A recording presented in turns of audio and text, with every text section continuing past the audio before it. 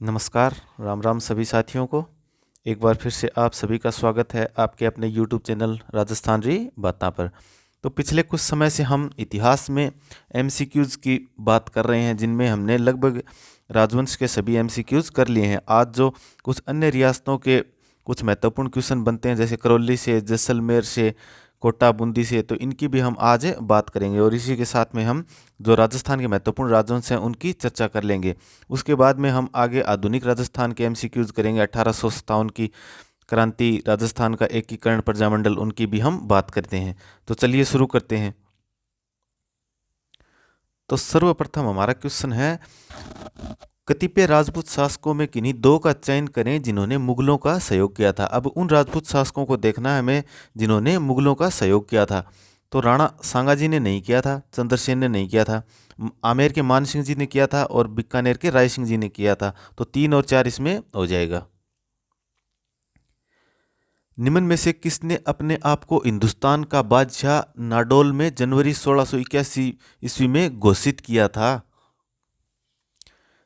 तो ये शहजादे अकबर थे, जो कि औरंगजेब के पुत्र थे।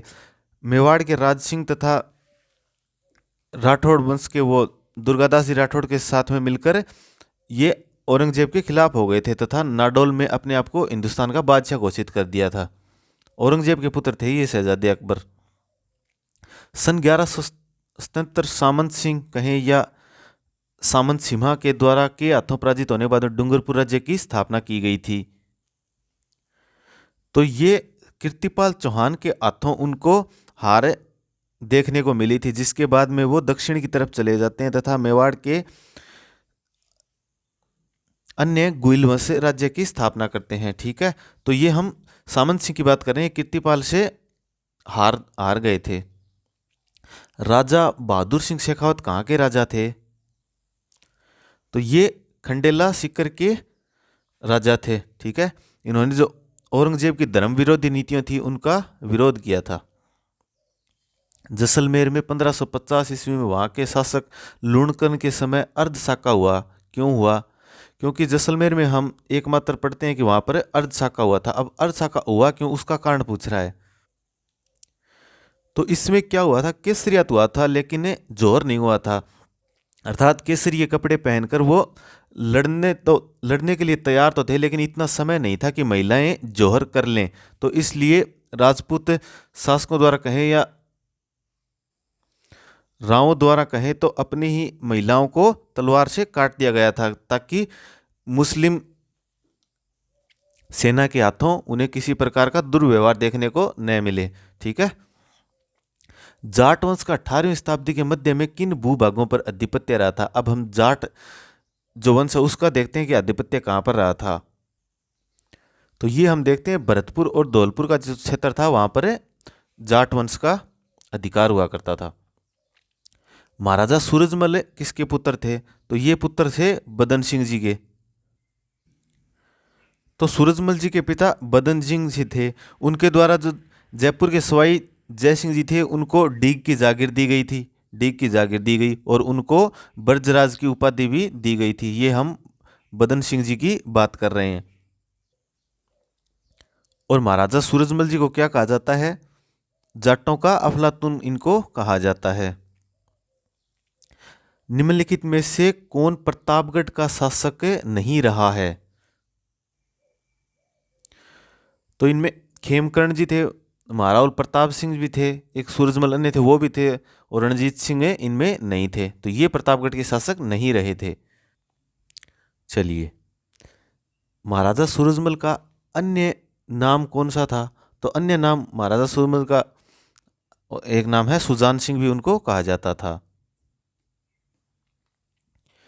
1947 में स्वतंत्रता और भारत के विभाजन के समय राजपूताना की रियासतों के अधिकांश क्षेत्र समस्या मुक्त रहे, लेकिन निम्नलिखित में से किस राज्य में व्यापक स्तर पर हिंसा हुई? तो ये हम हिंसा देखते हैं कि भरतपुर में ये हिंसा देखने को मिली थी। या हम एकीकरण की बात करें तो सबसे पहले एकीकरण की शुरुआत वहाँ से की गई थी, अलवर भरतपुर। तभी तो उस हिस्से की पहले एकीकरण की शुरुआत की गई थी, क्योंकि यहाँ पर कुछ सांप्रदायिक दंगे हो गए थे। निम्न में से किसने करौली को अपनी राजधानी बनाया था? अब करौली इधर के धौलपुर के क्षेत्र के कुछ क्वेश्चन देखते हैं। तो करौली को अपनी राजधानी बनाया गया था धर्मपाल द्वितीय के द्वारा, और करौली में जो यदुवंश की स्थापना है ना, वो की गई थी 1040 में, किसके द्वारा? विजयपाल जी के द्वारा। लेकिन राजधानी करौली को बनाया गया था धर्मपाल द्वितीय के द्वारा 1650 ईस्वी में, ध्यान में रखना। धौलपुर के पास निम्नलिखित पर्यटन स्थलों में से किसे 1617 में राजकुमार शाहजहां के लिए शिकार स्थल कहें या शूटिंग लॉज के रूप में निर्मित करवाया गया था? तो वो तालाब एसाई को करवाया गया था। तो इसका निर्माण जो है शाहजहां के लिए करवाया गया था। और किसने करवाया था? जहांगीर के एक मनसबदार थे साले खान, उनके द्वारा ये करवाया गया था यहाँ पर निर्माण। झील है, झील के ऊपर एक इमारत है। राजस्थान में यादव राजवंश कहाँ शासन करते थे? तो यादव राजवंश करते थे करौली और जैसलमेर दोनों में ही यादव राजवंश का प्रभुत्व हुआ करता था। किस शहर के भील शासक को पराजित करने के बाद जगमाल सिंह ने स्वयं महारावल का ताज पहना था? तो ये पराजित किया था बांसवाड़ा को। यहां पर बांसना नामक कोई भील था। कब की बात कर रहे हैं हम? बात कर रहे हैं ये हम 1530 ईस्वी की। तो 1530 ईस्वी की बात करें, उस समय जगमाल सिंह ने बांसना नामक भील को मारकर यहाँ बांसवाड़ा में गोइल वंश की स्वतंत्र रियासत की स्थापना की थी। ठीक है।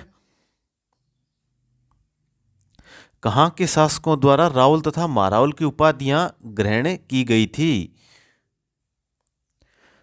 तो ये डूंगरपुर के शासकों द्वारा रावल व महारावल की उपाधियां ग्रहण की गई थी। डूंगरपुर कहूं या इसी के साथ में बांसवाड़ा भी आ जाता है।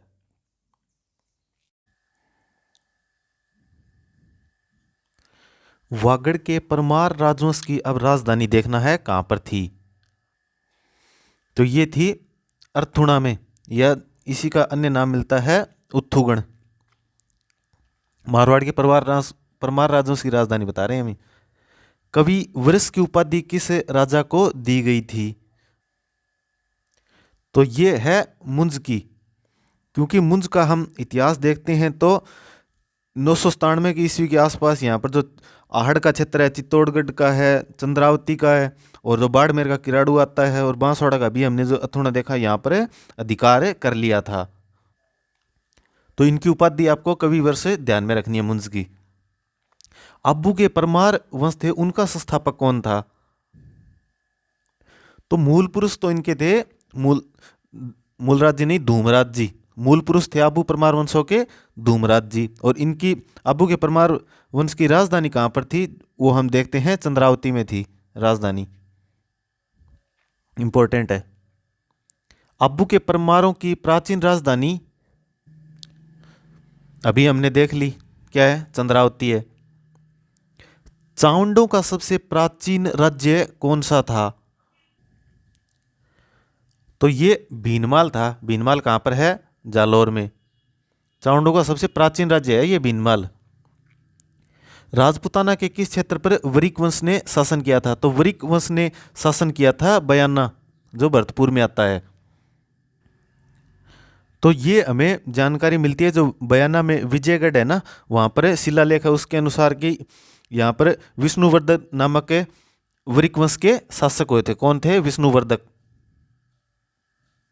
तो उस जानकारी के अनुसार हम कह सकते हैं कि वरिक वंश का जो शासन था वह बयाना में था। रियासत है और उनके कुछ संबंधित शासक हैं, उनसे हमें यह देखना है कि कौन सा सुमेलित नहीं है। तो देखते हैं, सिरोही के अभय सिंह जी थे, अलवर में हम तेज सिंह जी पढ़ते हैं, करौली में पाल थे तो गणेश पाल जी थे, लेकिन झालावाड़ में सुमेर सिंह नहीं थे। मेनली हम सुमेर सिंह की बात करें तो दो शासक निकल के आते हैं, एक तो किशनगढ़ से थे और एक जोधपुर में भी सुमेर सिंह थे। ठीक है, जो कि 1911-12 इसके आसपास है, जोधपुर में शासनकाल में थे। पंडित हरिनारायण शर्मा को अलवर के किस शासक ने अपना सलाहकार नियुक्त किया था? तो ये जो अलवर के राजा थे जय सिंह जी, उनके द्वारा इनको सलाहकार नियुक्त किया गया था। पंडित हरिनारायण शर्मा कौन से? वही अलवर प्रजामंडल की स्थापना वाले। चलिए, युआन चौंग द्वारा निम्नलिखित पिलो मोलो के रूप में किस स्थान की पहचान की जाती है? तो जो युआन चोंग है वह राजस्थान में आया था तथा उसने जो भीनमाल जालोर का क्षेत्र आता है उसको पीलो मोलो के नाम से स्थान की पहचान की थी। तो ये राजस्थान में किसके समय में आते हैं? हर्षवर्धन के समय में आते हैं। ठीक है, तो ये इनकी कुछ भाषा है जिसमें राजधानी बताया। और गुर्जरों को इन्होंने क्या कहा है? गुर्जर को उन्होंने लिखा है कुचीलो, ये गुर्जरों को लिखा है, और भीनमाल को लिखा है पीलो मोलो। ध्यान में रखना है दो को, गुर्जर को और राजधानी को। किसके समय एनसांग राजस्थान आया? तो ये हर्षवर्धन के समय में ही राजस्थान आए थे। ब्रह्म सिद्धांतों के लेखक ब्रह्मगुप्त ने किस शहर में रहकर गणित संबंधी ज्ञान का प्रसार किया था? तो ये भी भीनमाल जालोर में रहकर ही किया था। दत्तानी का युद्ध देखते हैं। उस समय सिरोही का शासक कौन था? तो सिरोही के कौन थे? महाराव सुल्तान थे। दत्तानी का युद्ध कब का है? 1583 में। सिरोही के महाराव सुल्तान थे। युद्ध किसके साथ में किया था? अकबर के साथ में युद्ध किया था। या कहें तो अकबर मूल रूप से न इसमें शामिल होकर इसके 9 सेनापतियों को सुल्तान ने हराया था। अलाउद्दीन खिलजी के समय शासक स्थान जो सुमेलित नहीं है। अब अलाउद्दीन खिलजी को हमने देखा है और राजस्थान के अलग अलग स्थानों पर उनके द्वारा किए गए आक्रमणों को भी हमने देखा है। तो रणथंभौर में देखा था, अमीरदेव चौहान थे, उनके समय साका होता है।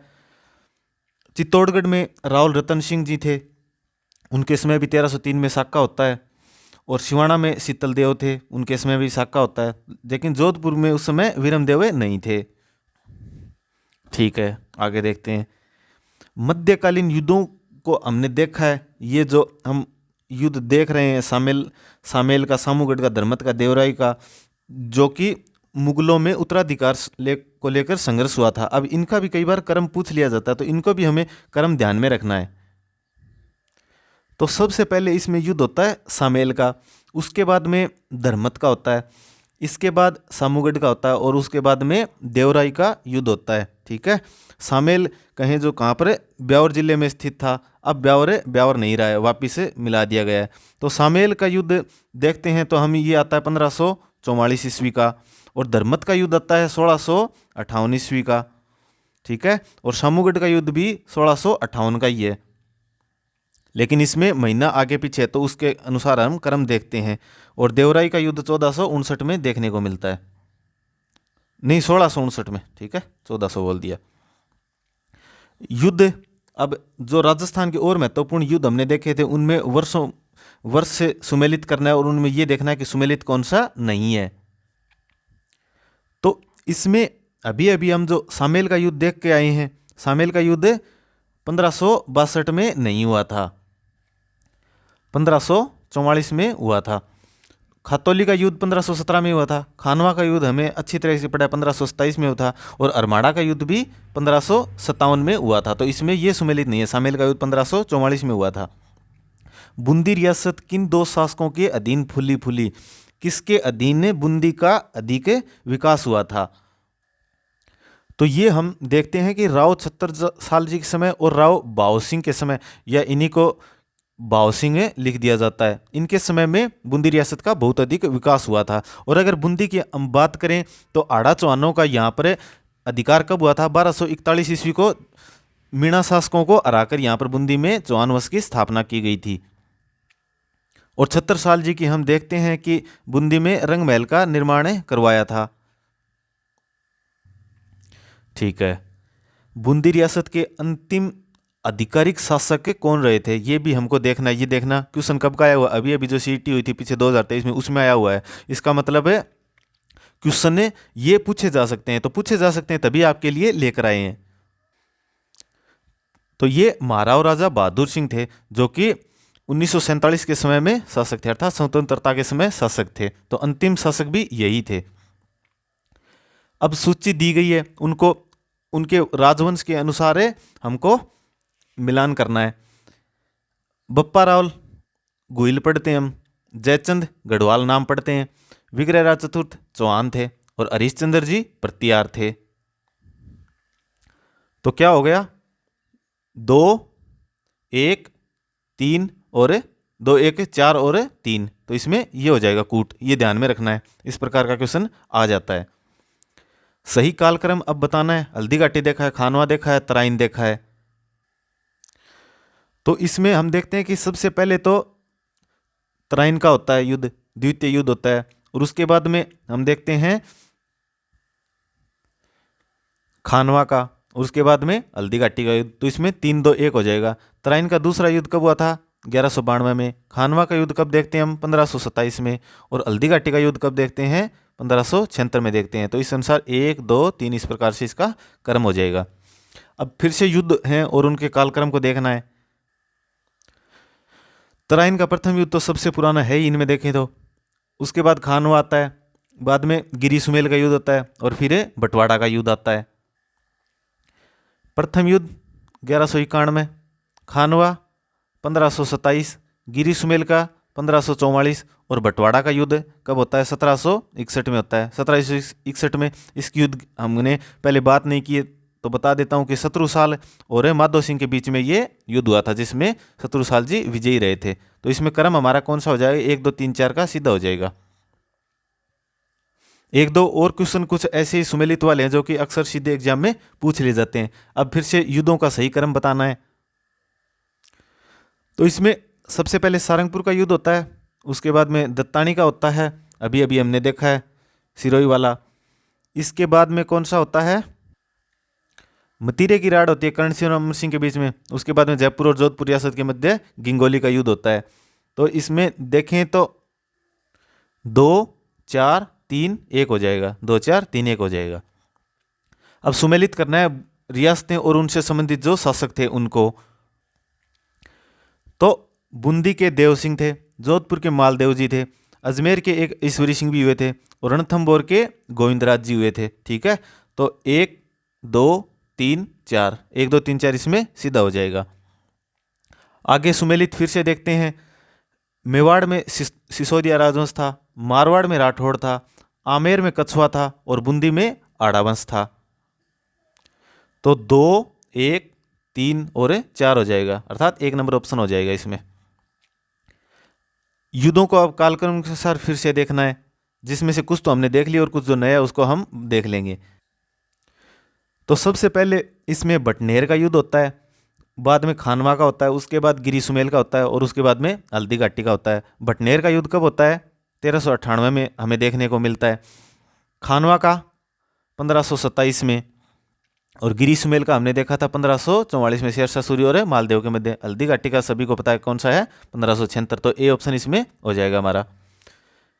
तराइन का प्रथम युद्ध 1191 में, सारंगपुर का 1437 में, गिरी सुमेल का 1544 में, और खातौली का 1517 में। तो इसमें हो जाएगा 4, 3, 2, 1, 4, 3, 2, 1 ये हो जाएगा इसमें। इंपॉर्टेंट क्वेश्चन है सभी युद्धों की, आपको इसे डेट ध्यान में हो जाती है। तो ये जो मेन युद्ध है ना, उन्हीं की आपको डेट ध्यान में रखनी। जितने भी बताए जा रहे हैं ये मेन ही है।